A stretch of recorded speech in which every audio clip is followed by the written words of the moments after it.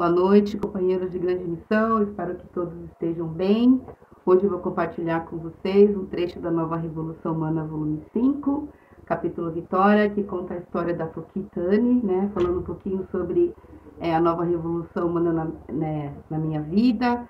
É uma história que tem uma importância muito grande para mim, porque fala sobre karma, revolução humana e a conquista da felicidade absoluta, Então vamos lá. Toki Tani, desde muito cedo, veio vivendo as amarguras da vida e sentindo na pele o que seria a verdadeira felicidade. Toki nasceu antes da Segunda Guerra Mundial em Tóquio e era caçula dentre 9 irmãos.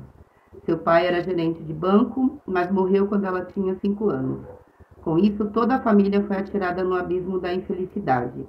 Com tantos filhos ainda pequenos, sua mãe teve de vender a casa onde moravam para sustentá-los, chegando ao extremo de não ter o que comer. Mesmo nessa situação, sua mãe matriculou num colégio feminino.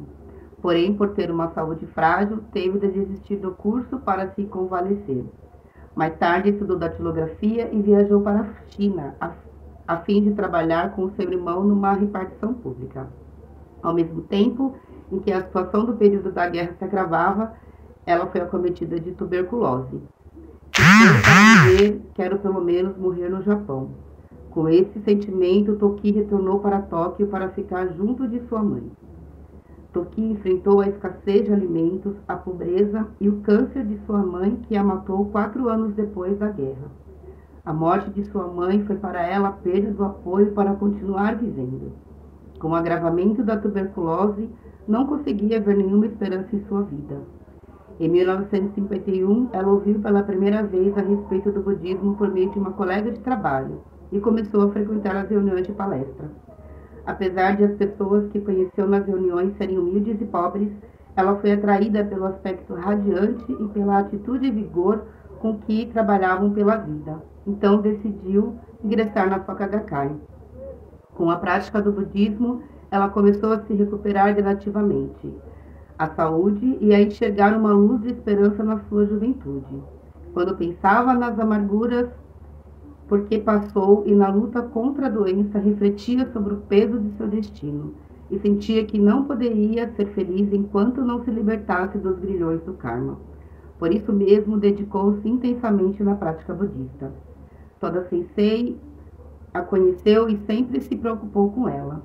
Ele ficou comovido com sua força de vontade de sobreviver a todo custo, na luta contra a doença, apesar de ser pobre e ter perdido os pais. Numa ocasião, Toda lhe disse: por mais pobre que seja, não deve ter um coração pobre. Essas palavras ficaram gravadas em sua vida. Pouco tempo depois, ela deixou o emprego e começou a trabalhar como autônoma, fazendo serviços de datilografia. O trabalho apareceu e começou a aumentar de tal forma que ocasionou dificuldade na disponibilidade de tempo para se dedicar nas atividades da Soka Gakkai. E quem a incentivou foi Shinichi Yamamoto, que na época era responsável da secretaria da divisão dos jovens. Shinichi disse: a revolução humana significa vencer a si mesmo. A academia onde se exercita a revolução humana são as atividades da Soka Gakkai. Recebendo as orientações de Shinichi, ela decidiu jamais ser derrotada pelo trabalho e nunca se afastar das atividades. Por mais atarefada que estivesse à noite, saía para participar das reuniões ou para incentivar suas companheiras. Voltando para o escritório, ficava até tarde fazendo o trabalho de datilografia. Não era fácil para ela, que tinha uma saúde delicada. Porém, a alegria e o dinamismo que sentia eram maiores que quaisquer dificuldades. Esse esforço no trabalho trouxe-lhe bons resultados e também na divisão, bons resultados a ponto de poder empregar alguns datilógrafos. Ela se desenvolveu também na divisão e se tornou uma das líderes centrais. Logo depois da morte de Toda, foi nomeada coordenadora por ocasião da convenção realizada em 3 de maio de 58. Contudo, a partir deste momento, começou uma nova preocupação. Será que eu, que não tenho família, nem boa saúde, muito menos escolaridade, serei capaz de exercer o cargo de coordenadora?